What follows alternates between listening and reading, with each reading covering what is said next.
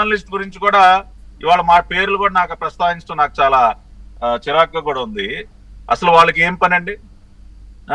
అంటే ఎవడు నోట్ల కట్లు పారేస్తే వాళ్ళ తరఫున పిటిషన్లు వేసేస్తారా? ఎటువంటి విషయ పరిజ్ఞానం లేకుండా ఒక జర్నలిస్ట్ అనే ముసుగులో ఒక దిక్కుమాలిన పత్రిక ఒకటి నడుపుతూ పిటిషన్లు వేసేస్తారండి.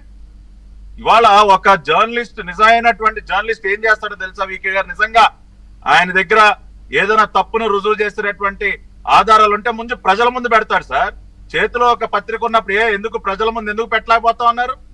పెట్టొచ్చుగా. కోర్టులో పిటిషన్ వేసే ముందు ఒక జర్నలిస్ట్ అని చెప్పుకునే వ్యక్తి, నేను ఇవాళ ఒక పార్టీ జాతీయ అధికార ప్రతినిధిగా ఒక ప్రెస్ మీట్ పెట్టి ప్రజలకు అనేక వాస్తవాల్ని ఒక పవర్ పాయింట్ ప్రెజెంటేషన్ ద్వారా తెలియజేసినప్పుడు అదే పని ఇవాళ ఒక తప్పుడు పిటిషన్ వేసినటువంటి జర్నలిస్టు రాయటం చదవటం వచ్చు కదా, ఆ పని ఎందుకు చేయలేకపోయాడానా?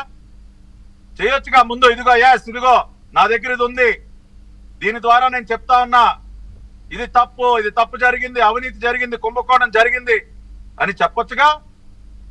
ఆ పని చేయకుండా తప్పుడు పిటిషన్లు నోట్ల కట్లకు అమ్ముడుపోయి తప్పుడు పిటిషన్లు వేస్తే కోర్టులు చూస్తూ కూర్చుంటాయా? ఇవాళ అందుకనే తీవ్రంగా ఆగ్రహం వ్యక్తం చేసి గట్టిగా మందలించి, ఏం పనా నీకు?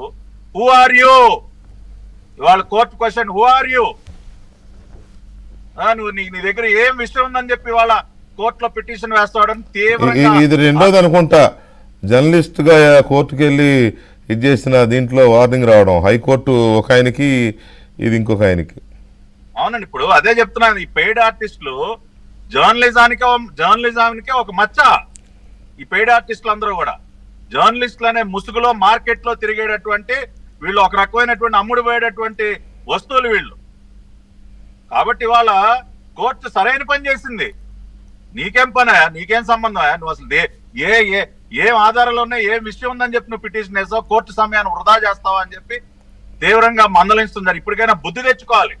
గోసాల ప్రసాద్ గారు లాంటి వ్యక్తులు చూసి నేర్చుకోవాలి దిక్కుమాలిన జర్నలిస్టులు అందరూ కూడా. ఇవాళ ఇంతమంది ఇవాళ మాజీ చీఫ్ సెక్రటరీ దగ్గర నుంచి అందరూ కూడా ఆ వ్యక్తి ఇవాళ మనల్ని వదిలి వెళ్ళినటువంటి ఒక మహోన్నతమైనటువంటి వ్యక్తి గురించి ఎంత గొప్పగా ఇవాళ వారిని తలుచుకుని స్మరించుకుంటూ, అదే ఒక వ్యక్తి సంపాదించినటువంటి కీర్తి అది.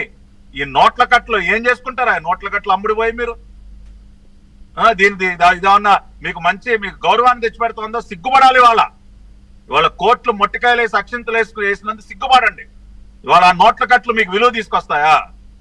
బతికితే గోసాల ప్రసాద్ గారి లాగా బతకండి, మరణించినా కూడా ప్రజల గుండెల్లో జీవించి ఉండే విధంగా బ్రతకండి. Learn lessons from mister Gosala Prasad.